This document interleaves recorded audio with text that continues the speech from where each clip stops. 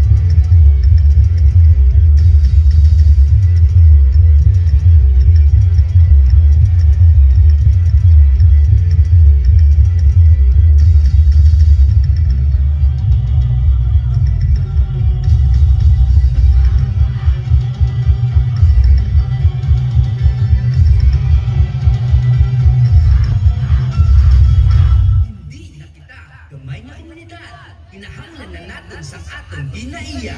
Diri, mayara gibasta lang ang atong pamilya.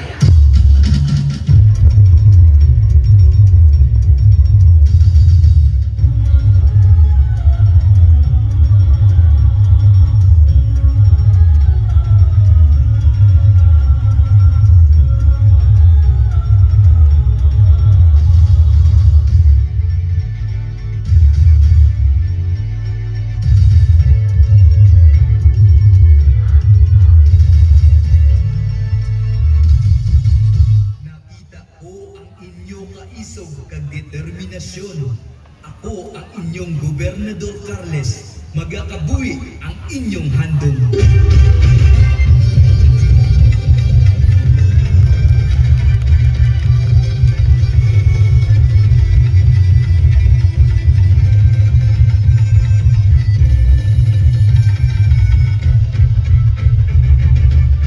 Badya ang tawag sa amon sa una. Pagkatawag na subok nga Carles ang amon banwa.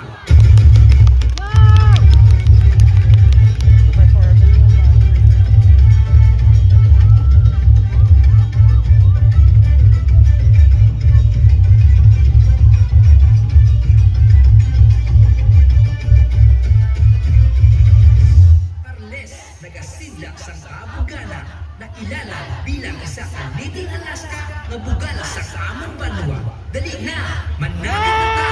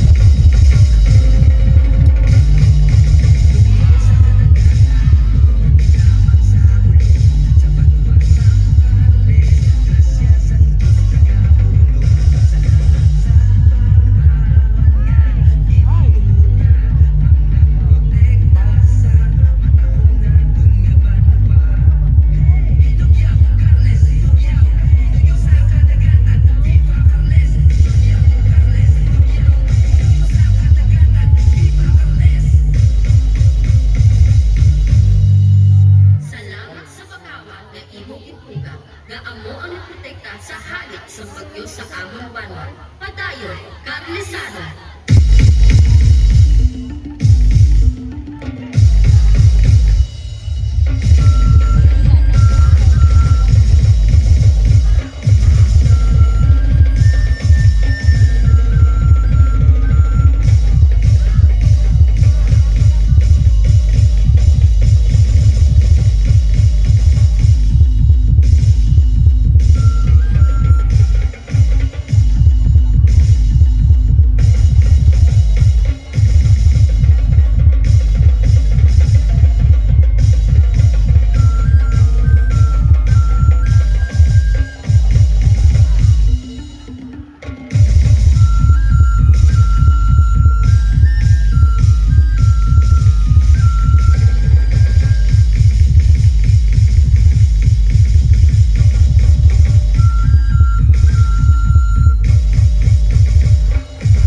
Basta Carles, the best!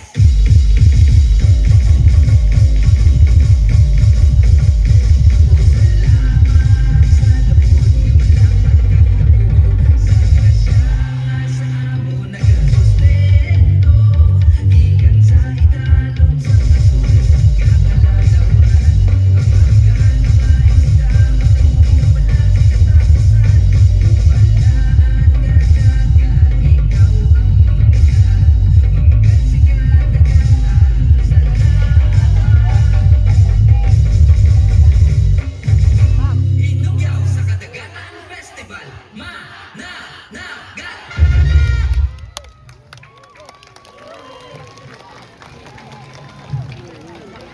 10 minutes lang dali dapat. Aware na sila.